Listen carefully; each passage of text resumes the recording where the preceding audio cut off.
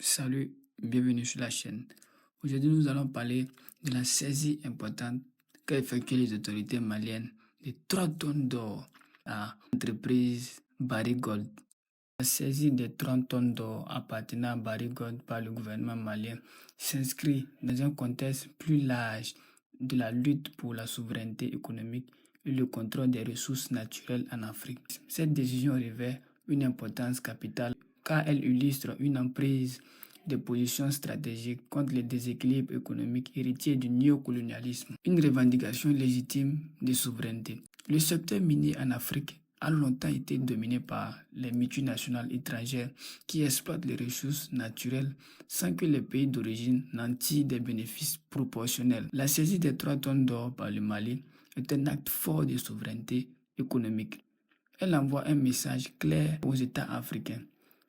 Les États africains ne se contenteront plus d'un rôle passif dans la gestion de leurs ressources stratégiques. Cette action reflète un mouvement vers une meilleure maîtrise des richesses du continent en réponse à des décennies de spoliation. Le litige fiscal qui oppose Barrick Gold au Mali met en lumière les pratiques controversées de certaines multinationales opérant en Afrique.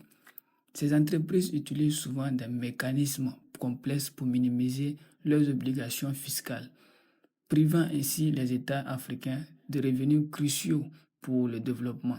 En s'attaquant à ces pratiques, le Mali montre l'exemple et incite d'autres nations africaines à examiner plus attentivement les relations dans leur contexte. Cette décision pourrait provoquer des tensions diplomatiques avec le Canada, où se trouve le siège de Barrick Gold, ainsi qu'avec d'autres puissances économiques. Cependant, elle pourrait aussi inspirer d'autres nations africaines à réviser les accords souvent déséquilibrés signés avec des multinationales. Si plusieurs pays africains adoptent des approches similaires, cela renforcerait leur position collective face aux entreprises et aux gouvernements étrangers. Dans une démarche visant à consolider ses revenus et à affirmer son contrôle sur le secteur minier, le gouvernement malien a procédé à la saisie de 3 tonnes d'or appartenant à la société minière canadienne Barrick Gold. Cette action s'inscrit dans le cadre d'un différend juridique concernant la part des revenus miniers revenant à l'État. La saisie représente une valeur estimée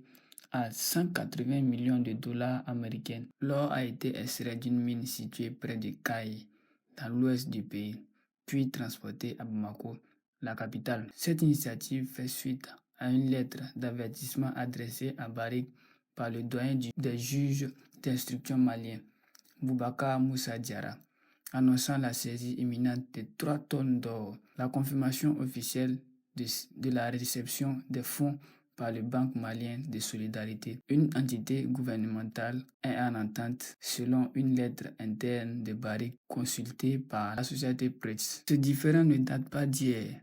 En décembre dernier, le Mali avait émis un mandat d'arrêt contre le PDG de Barrick Gold, Mark Bristow, pour des accusations de blanchissement d'argent et avait ordonné la saisie d'or de la compagnie. Barrick avait alors proposé de verser 370 millions de dollars. Des arrestations de cadres de la société avaient également eu lieu avant leur libération rapide. La saisie de l'or représente non seulement une victoire symbolique, mais aussi une opportunité concrète pour le Mali de récupérer une partie des richesses générées sur son territoire. Ces fonds pourraient être réinvestis dans des secteurs clés comme l'éducation, la santé ou les infrastructures, contribuant ainsi directement au bien-être de la population.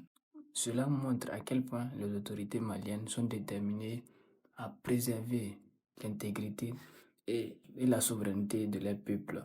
C'est une très bonne décision à saluer. Voilà, nous sommes à la fin de notre vidéo. Donnez-moi votre avis en commentaire. Qu'est-ce que vous en pensez?